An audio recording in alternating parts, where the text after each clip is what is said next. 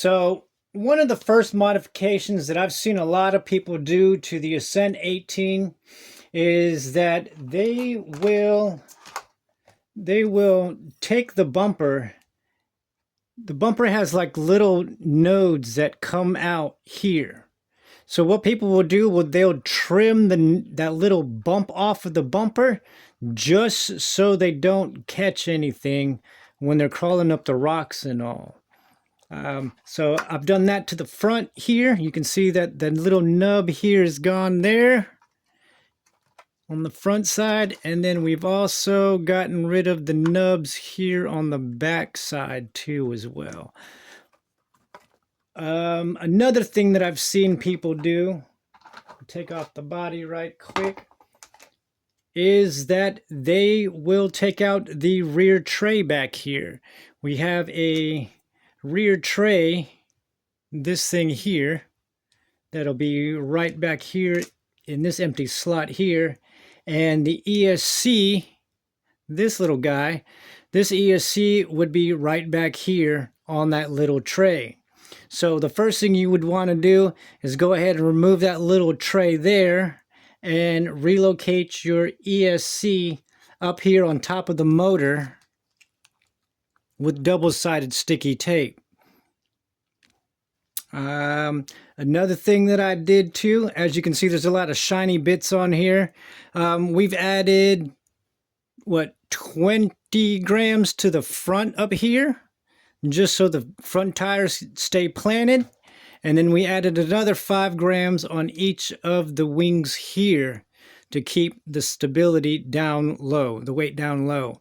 Now, what I've seen other people do is that they'll move the battery from this location and they'll either Velcro it here or they'll double side tape it here to the side too as well.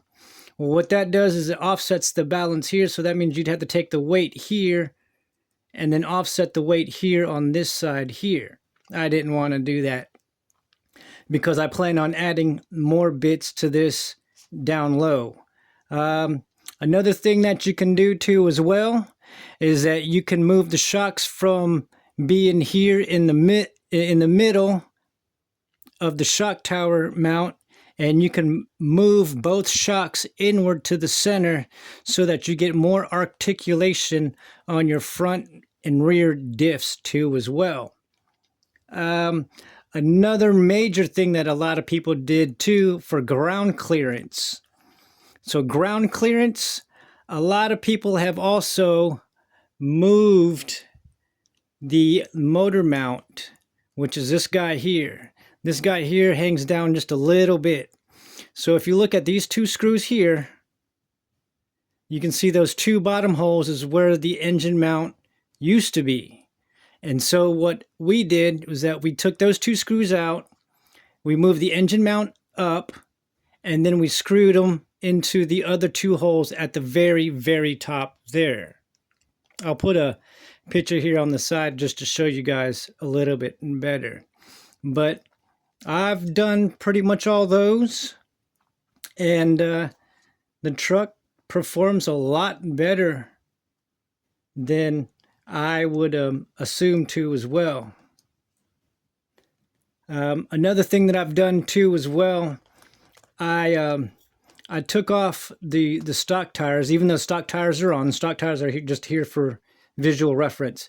But I took the stock tires off, and what I did was that I stuck on some other wheels and tires from Incog. Who are these by? Interco. So these tires right here are by Interco.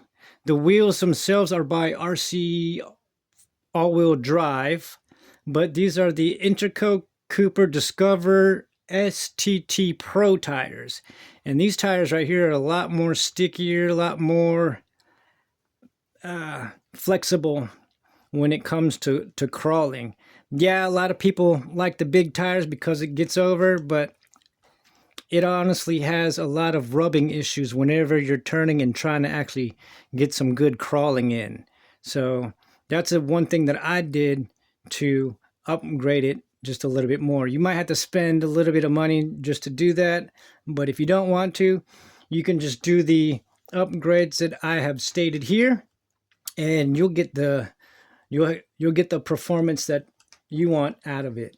So I think I ran through all those pretty dang quick. Like, subscribe, and we'll see you guys next time.